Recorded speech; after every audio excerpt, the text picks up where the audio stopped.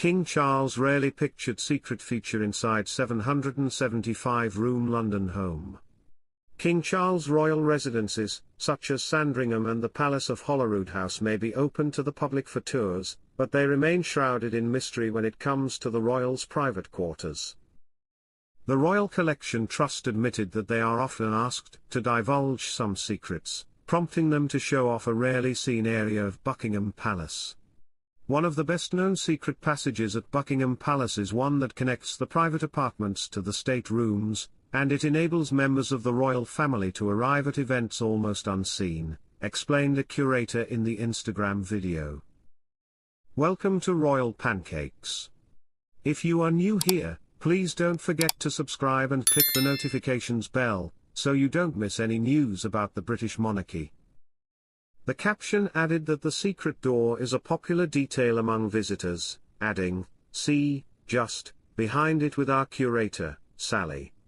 The white walls covered with gold paneling were broken up by a large mirror and side table topped with the Sèvres vase, which concealed the door.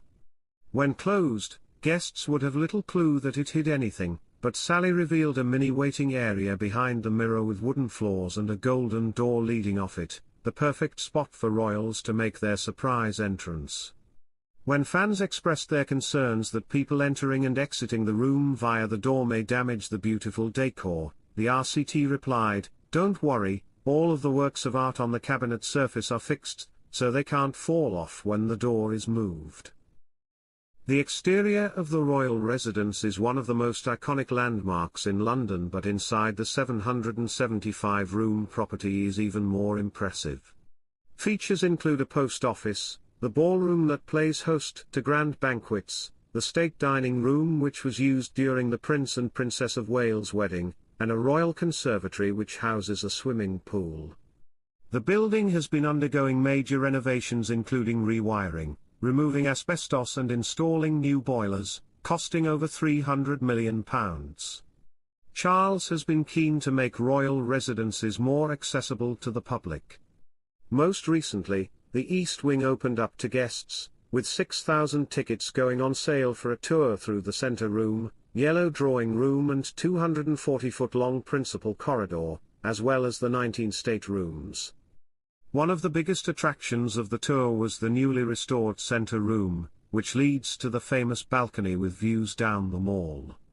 The royals have celebrated coronations, weddings, and jubilees from the room, and it is where the king chose to record his last Christmas Day message in December.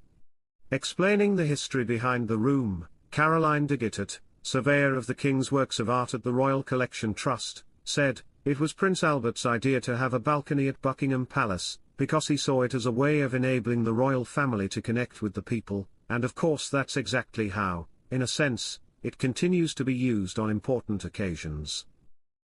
She added, "But it began to be used very early on in Queen Victoria's reign, from 1851, waving off the troops to the Crimean War and welcoming them back on return." The king made a quip about his mishaps with fountain pens as he arrived in Scotland ahead of his summer break. The comment came as Charles, 75, visited a giant peat bog recently given UNESCO World Heritage Site status.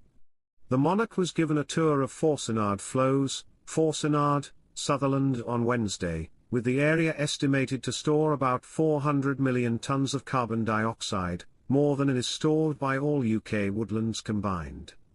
As the king signed a book inside the visitor centre, he joked, "I'm hoping that my pen is going to work. It doesn't usually."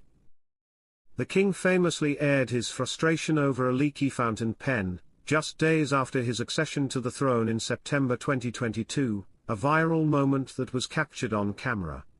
Charles was heard exclaiming, "I can't bear this bitchy thing" at Hillsborough Castle in Northern Ireland.